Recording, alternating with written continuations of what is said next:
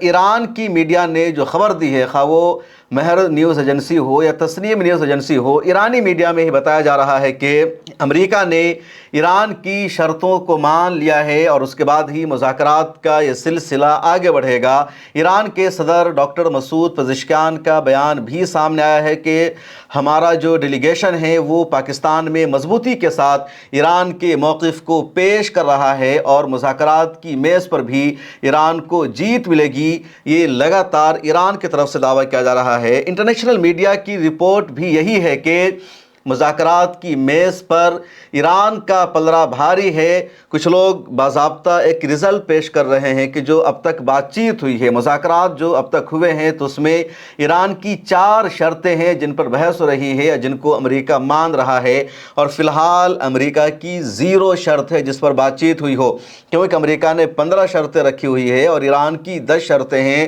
لیکن ایران کی 10 شرطوں میں سے 4 شرطوں کو ایک طرح سے مان لیا گیا ہے، لیکن امریکہ کی 15 شرطوں میں سے فی الحال ایک شرط کے بارے میں بھی کوئی بات چیت نہیں ہوئی ہے۔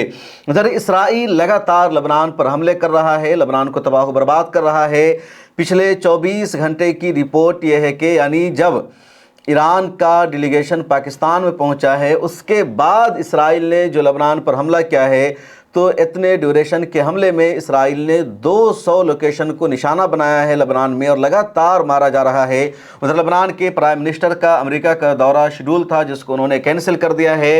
امریکہ پر ایران کا دباؤ ہے کہ وہاں جنگ بندی ہو، لیکن خبر آ رہی ہے کہ اگلے دنوں میں لبنان کی لیڈرشپ اور اسرائیل کی لیڈرشپ بات چیت کرے گی سیز فائر کے لیے۔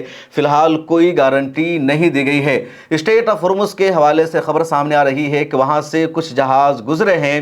امریکی صدر نے ایک بار پھر ٹویٹ کر کے کہا تھا کہ جنگ بندی اس لیے ہوئی ہے، سیز فائر اسی شرط پر ہم نے کی تھی کہ ابنائے ہرمز کو اوپن کر دیا جائے گا، اور اب خبر ہے کہ ابنائے ہرمز کو ایران نے اوپن کر دیا ہے، جہاز وہاں سے گزرنے لگے ہیں۔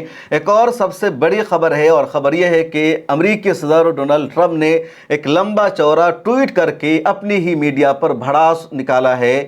امریکہ کی میڈیا کی آپ کو تعریف بھی کرنی پڑے گی کہ امریکہ حالت جنگ میں ہے، امریکہ نے ایران پر حملہ کیا، اور جب بھی کسی دیش میں کوئی لڑائی ہوتی ہے، کوئی دیش دوسرے دیش پر حملہ کرتا ہے یا اس دیش کا دوسرے دیش کے ساتھ لڑائی کا معاملہ چل رہا ہوتا ہے، تو ان دنوں میں اس دیش کی عوام، اس دیش کی میڈیا، اس دیش کی اپوزیشن سرکار کے ماتحت ہوتی ہے۔ سرکار جو چاہتی ہے وہی زبان میڈیا کو بولنا پڑتا ہے، وہی زبان اپوزیشن کو اختیار کرنی پڑتی ہے۔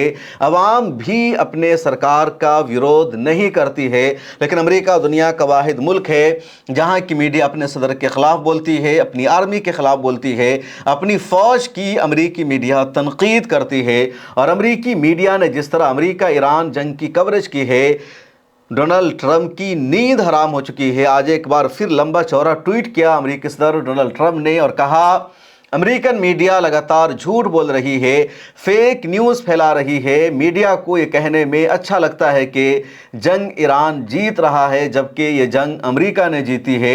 میڈیا یہ سچائی نہیں بتا رہی ہے کہ امریکی آرمی نے ایران کی آرمی کو ختم کر دیا ہے، ایران کی نیوی کو تباہ کر دیا ہے، ایران کے میزائلوں کو ہم نے تباہ و برباد کر دیا ہے۔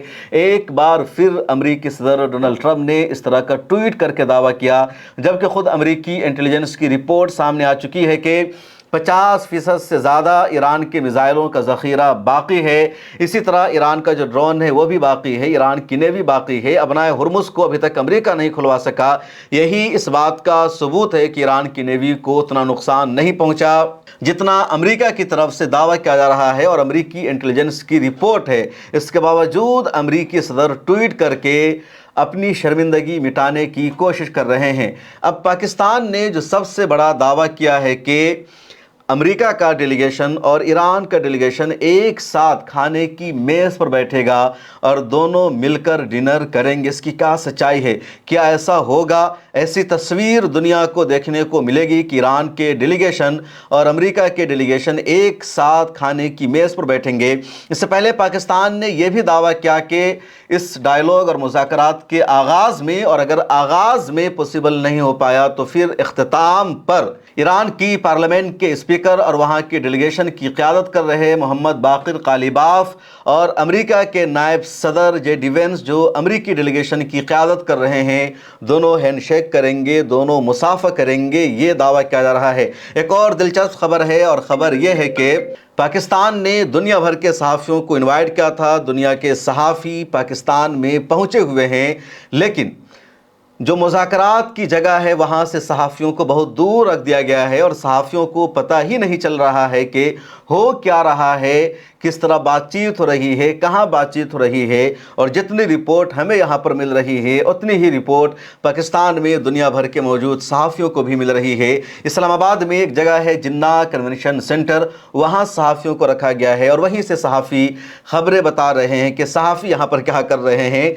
बकिया सहाफ़ियों को उस होटल से बहुत दूर रख दिया गया जहाँ पर बातचीत का सिलसिला जारी है। मदीहा अली पाकिस्तान की एक खातून जर्नलिस्ट है, उसने अपनी एक वीडियो जारी करके बताया कि किस तरह की जिन्ना कन्वेंशन सेंटर में तैयारी है, किस तरह की खबरें वहाँ हो रही है।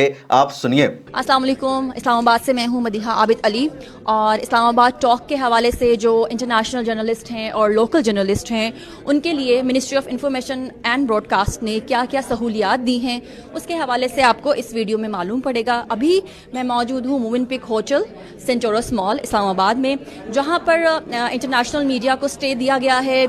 यहाँ पे एक छोटा सा सेंटर बनाया गया है ताकि वो यहाँ पे इकट्ठे हो सकें, रिफ्रेशमेंट कर सकें, थोड़ी सी ब्रेनस्टॉर्मिंग कर सकें, अपने कोलीग्स के साथ बैठ सकें और थोड़ी सी रिफ्रेशमेंट भी ले सकें। यहाँ से जो शटल सर्विस है वो फुल प्रूफ सिक्योरिटी के साथ जिन्ना कन्वेंशन सेंटर जाएगी, जहाँ पर ministry of information and broadcast की जानिब से मीडिया फैसिलिटेशन सेंटर बनाया गया है।